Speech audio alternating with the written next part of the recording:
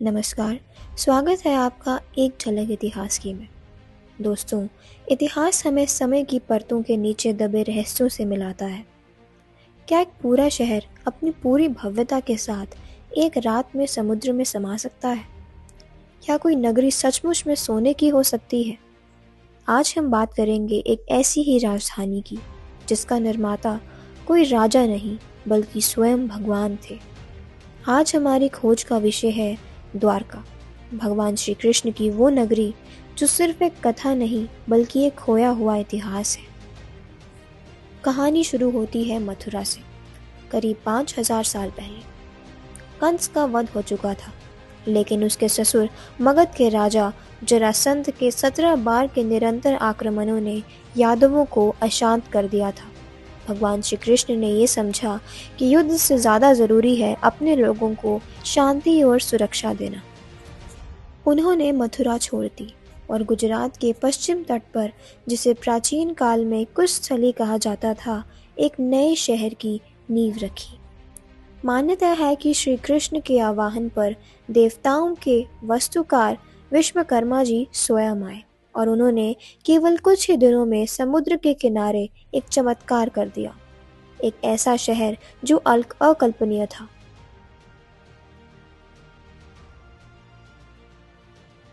द्वारका सिर्फ एक किला नहीं बल्कि वास्तुकला का एक अद्भुत नमूना था।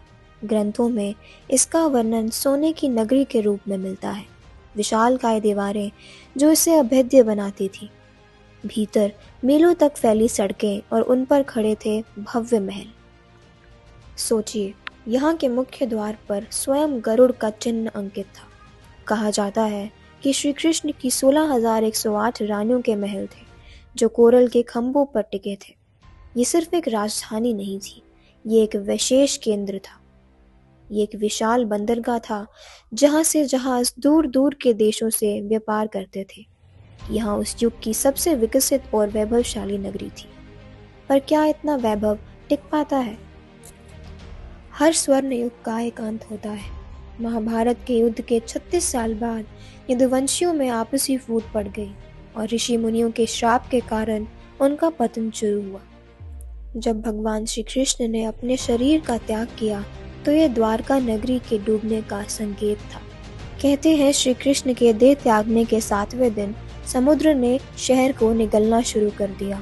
महाभारत के मौसल पर्व में अर्जुन ने स्वयं देखा कि कैसे लहरें एक एक करके कृष्ण के महलों पर अपनी चपटें ले रही थी और कुछ ही पलों में पूरी नगरी समुद्र की गहराइयों में समा गई। एक पूरा शहर, एक सभ्यता केवल एक कहानी बनकर रह गई। सदियों तक द्वारका को केवल एक धार्मिक कहानी माना गया, लेकिन क्या विज्ञान इस कहानी की पुष्टि करता है? 1980 के दशक में प्रसिद्ध पुरातत्व वैज्ञानिक डॉक्टर एस.आर. राव के नेतृत्व में समुद्री खोज शुरू हुई और जो समुद्र की गहराइयों से बाहर आया वो चौंकाने वाला था। आधुनिक द्वारका के तट से दूर समुद्र के तल पर एक विशाल नगरी के अवशेष मिले।